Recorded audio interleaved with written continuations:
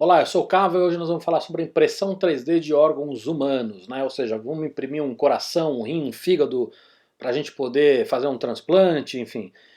Tem muita coisa que se fala, né, sobre isso. É um assunto que naturalmente chama muita atenção e gera muita expectativa. Eu vejo muito palestrante hoje falando que já tem gente usando, que já tem órgão sendo impresso. Não é verdade. Nós estamos há alguns anos ainda distante disso. Óbvio que as coisas estão. Todo mês sai novidade, todo mês sai coisas novas, né? Então isso pode vir mais rápido do que a gente imaginava, mas ainda tem muitas dificuldades sobre isso. Eu resolvi fazer um vídeo explicando um pouquinho o que são essas dificuldades para vocês entenderem um pouco melhor. E aí existem várias camadas de dificuldade, tá? A primeira é o seguinte: a gente precisa imprimir coisas que são biocompatíveis, né? Ou seja, não adianta imprimir o órgão num material que pode ser rejeitado pelo ser humano. Segunda dificuldade: a gente precisa de tecnologias que imprimam com coisas, com detalhes muito pequenos, tá? Entendam que em algumas veias, por exemplo, elas têm detalhes em microns, né, em tamanho muito pequeno, e nem toda impressora conseguiria ter hoje qualidade para fazer isso. Outra dificuldade, imprimir vaso sanguíneo, né? Então ainda que você consiga imprimir no material correto, biocompatível, né, e imprimir pequenininho, ainda assim a gente precisa imprimir vasos ocos.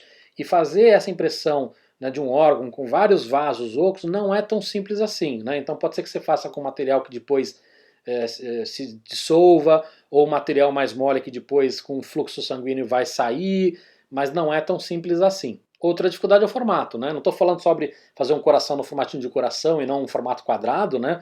Mas fazer com todas aquele formato peculiar. Então a veia no formato certo, as ramificações todas, enfim. Então, óbvio que isso talvez seja das dificuldades talvez a menos complicada, mas ainda assim é uma das dificuldades. Outra dificuldade, imprimir vários tipos de material, né? Óbvio que muita gente olha de repente para um órgão e fala assim, não, isso daqui é pedaço de carne. E não é tão simples assim, né? Você tem vários tipos de tecido, você tem nervo, você tem veia, você tem pele, você tem, enfim, você tem um monte de. E aí alguns órgãos são mais complexos do que outros, mas você tem um monte de tipos de material aí que estão envolvidos na impressão de um órgão humano.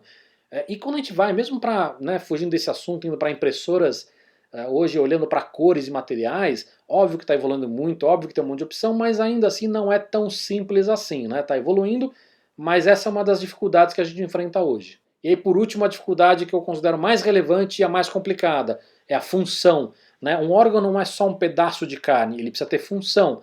Um fígado, por exemplo, tem que sintetizar proteína, né? E aí cada órgão humano tem uma ou mais funções.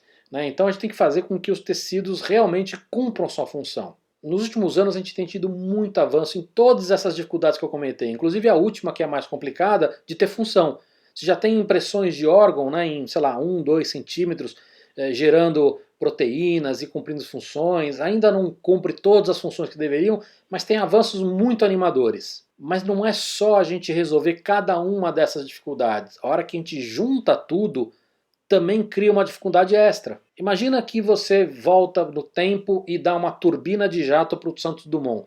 Como é que ele bota essa turbina naquele aviãozinho de papel dele? Não é tão simples. Então, a gente não tem só as dificuldades separadas. A hora que a gente coloca tudo junto, a gente está falando de uma tecnologia que ainda precisa avançar bastante para cumprir esse papel. A gente tem muita esperança nisso, mas a coisa ainda vai demorar um tempinho para acontecer. Se você quiser saber mais sobre isso e sobre impressão 3D para medicina, tem muita coisa legal que já está sendo feita, já está sendo usada.